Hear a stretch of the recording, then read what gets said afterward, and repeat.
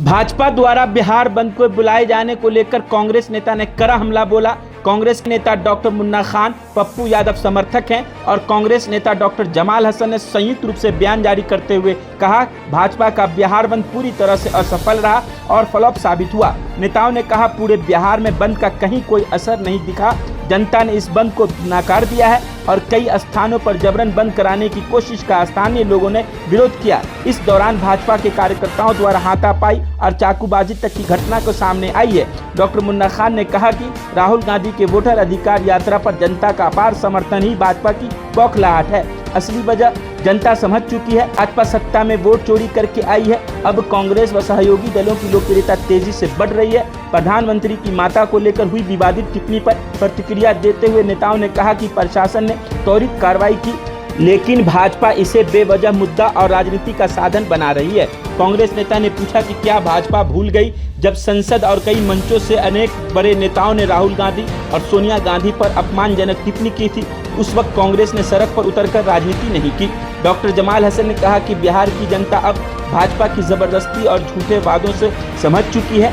उन्होंने कहा कि जनता नकारात्मक राजनीति को नकार चुकी है और बदलाव के लिए तैयार है। यही वजह है कि हर तरफ भाजपा का बिहार बंद फ्लॉप साबित हुआ है। आपका बहुत अच्छा सवाल है कि आज भाजपा के बंद से क्या असर पड़ा। असर कुछ नहीं पड़ा। मैं बता दूं आपको, सीधे तौर पर एक नैरेटिव तैयार किया जा रहा है। मैं देख लीजिए, राहुल गांधी पद यात्रा पे थे, वोट अधिकार यात्रा, यानी वोट चोर गद्दी छोड़। बच्चे के ज़बान पे ये बात आ गया कि जो सरकार बन रही है वो वोट चोरी करके बन रही है। इसीलिए भाजपा बौखला करके, जो भाजपा के कार्यकर्ता हैं बौखला करके एक तरीके से एक साजिश रचा गया और एक पिकअप ड्राइवर को किसी स्टेज से गाली बुलवा दिया गया, जो कि निंदनीय है। चूँकि वो हमारे देश के प्रधानमंत्री हैं, उनकी माँ ही नहीं, देश की सभी माँ हम लोगों के लिए माँ के समान है। तो जब वो गाली देता है, उसके साथ प्रशासन जो है तुरंत त्वरित कार्रवाई करती है, उसको अरेस्ट कर लेती है।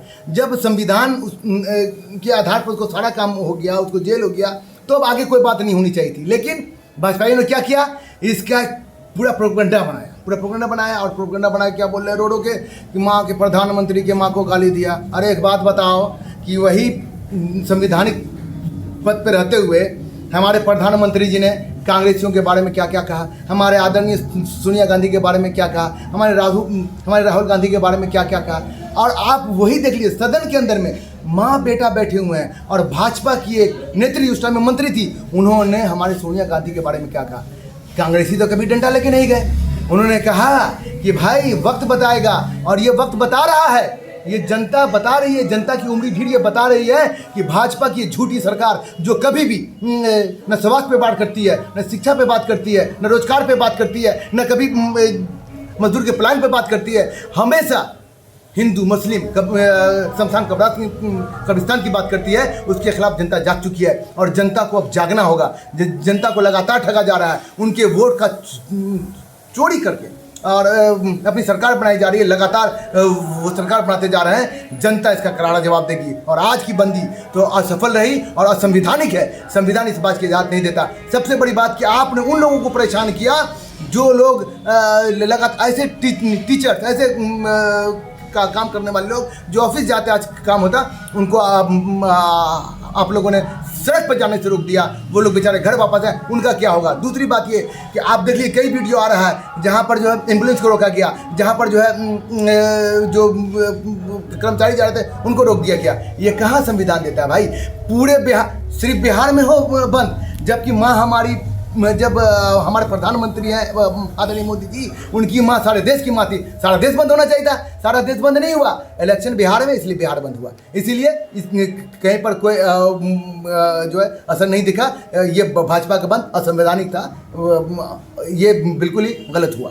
नहीं साथियों, जैसा कि आज एनडीए के द्वारा बिहार बंद का ऐलान किया गया था, जो पूरी तरह से फ्लॉप हुआ। सड़कों पे गाड़ियां चलती नजर आई, दुकानें खुली नजर आई, और कुछ जगह इन लोगों ने, जो भाजपा के लोगों ने ज़बरदस्ती बंद किया।